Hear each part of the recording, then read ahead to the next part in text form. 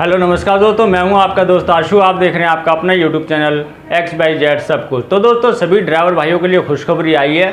जैसे कि आप सभी ड्राइवर भाइयों को पता होगा कि दिल्ली ट्रांसपोर्ट डिपार्टमेंट ने जो है पिछले कुछ दिन पहले एक जो है फिटनेस पेनल्टी के ऊपर जो फिटनेस को लेके जो पेनल्टी लगाई थी, छोटे वाहन पे 2500 रुपये और बड़े वाहन पे 5000 रुपये, प्रतिदिन 50 रुपये। तो दोस्तों, ये पेनल्टी क्यों लगाई गई थी और इस पेनल्टी का कारण क्या? तो दोस्तों, इस पेनल्टी को जो है अब कम कर दिया गया है। कितना कम किया गया है मैं आपको इस वीडियो में बताऊंगा कि कितना कम किया। तो जैसे कि आप सभी जानते होंगे कि मैंने 4 या 5 दिन पहले आपको वीडियो बना के आपको बता दिया था कि ये फिटनेस जो पेनल्टी है ये ख़त्म हो सकती है या फिर कम हो सकती है, क्योंकि हमारे जो ग्रुप के और हमारे जो यूनियन के लोग थे वो इस काम को कराने में लगे हुए थे और उनकी जो है मेहनत रंग लाई है और ये फिटनेस पे लगने वाली पेनल्टी को अभी जो है कम कर दिया गया है। तो चलिए दोस्तों, मैं आपको बताता हूँ कि ये फिटनेस पे लगने वाली पेनल्टी को कितना कम कर दिया है। तो चलिए दोस्तों, वीडियो शुरू करते हैं। तो सबसे पहले मैं सभी ड्राइवर भाइयों से कहना चाहता हूं, अगर आप एक ड्राइवर हैं और कमर्शियल व्हीकल चलाते हैं, यानी कि किसी भी प्रकार की कोई भी कमर्शियल गाड़ी चलाते हैं, तो आपको हमारा चैनल सब्सक्राइब जरूर कर लेना चाहिए, क्योंकि इस चैनल पर हमेशा आपको आरटीओ संबंधित, ट्रैफिक रूल रेगुलेशन संबंधित एवं दिल्ली ट्रांसपोर्ट विभाग द्वारा जारी कोई भी नोटिफिकेशन या सूचना सबसे पहले इस चैनल पे आपको मिलती। मैं आपको बता दूं, केंद्रीय परिवहन विभाग ने इस पेनल्टी को किसी और मकसद से लगाया, लेकिन दिल्ली ट्रांसपोर्ट ने इसे अपने यहाँ पे लागू कर दिया और काफ़ी ड्राइवर भाइयों के ऊपर पेनल्टी भी लगा दी। उनकी रजिस्ट्रेशन कैंसिल मान के 2500 रुपये पेनल्टी पर डे के हिसाब से 50 रुपये उनसे वसूल भी लिए। लेकिन दोस्तों, ये सब हुआ था गलती के कारण। मैं आपको बताता हूँ आखिर हकीकत थी। उनका ministry of road and transport highway का जो आदेश है वो मेरे पास आ चुका है कि ये पेनल्टी क्यों लगाई गई थी, किसके ऊपर लगाई गई थी और कितनी लगाई गई थी। ये गलती किसकी है, परिवहन मंत्री की, दिल्ली ट्रांसपोर्ट विभाग की या फिर केंद्रीय परिवहन विभाग की? अभी इसमें आपको सारी जानकारी मिल जाएगी। चलिए देखिए, यहाँ पे देखिए, आपको दिखाई दे रहा होगा, clarification regarding false misleading news item publish regarding penalty on delay in fitness of vehicle. ठीक है दोस्तों, मैं आपको हिंदी वाला पढ़ के बताता हूँ। ये देखिए दोस्तों, यहाँ पे हिंदी में भी दे रखा है। वाहनों की फिटनेस में देरी पर जुर्माने के संबंध में प्रकाशित झूठे भ्रामक समाचारों के संबंध में स्पष्टीकरण।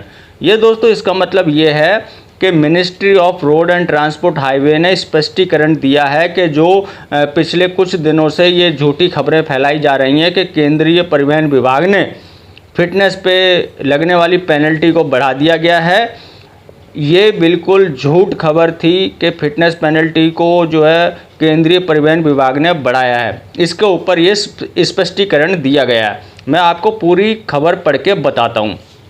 मंत्रालय ने हाल ही में मीडिया के एक वर्ग में छपे कुछ झूठे भ्रामक समाचारों पर ध्यान दिया है, जिसमें आरोप लगाया गया है कि केंद्र सरकार द्वारा वाहनों की फिटनेस में देरी के लिए जुर्माने में भारी वृद्धि की गई है।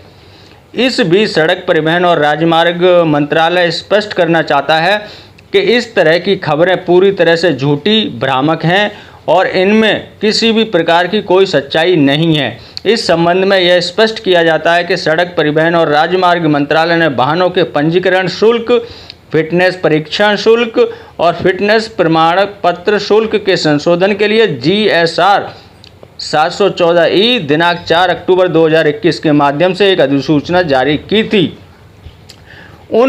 यह उन वाहन मालिकों को निरुत्साहित करने के रूप में जारी किया गया था जिनके पास BS फर्स्ट, सेकंड, थर्ड उत्सर्जन मानदंडों के अनुरूप 15 वर्ष से अधिक पुराने वाहन हैं।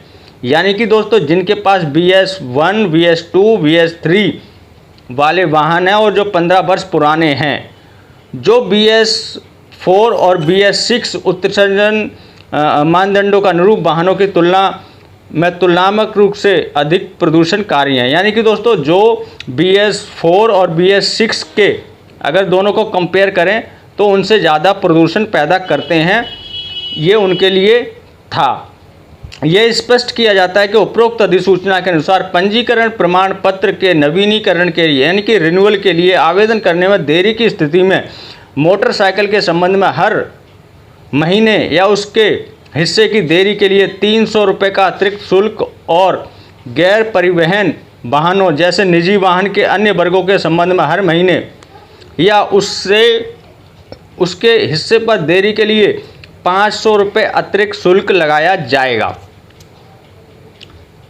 इसके अलावा परिवहन वाहनों, वाणिज्य वाहनों के संबंध में फिटनेस प्रमाण पत्र, यानी कि दोस्तों इसमें लिखा हुआ है, यानी कि जो कमर्शियल व्हीकल हैं उनके फिटनेस प्रमाण पत्र शुल्क केवल 15 वर्ष से अधिक पुराने वाहनों के मामले में बढ़ाया गया है।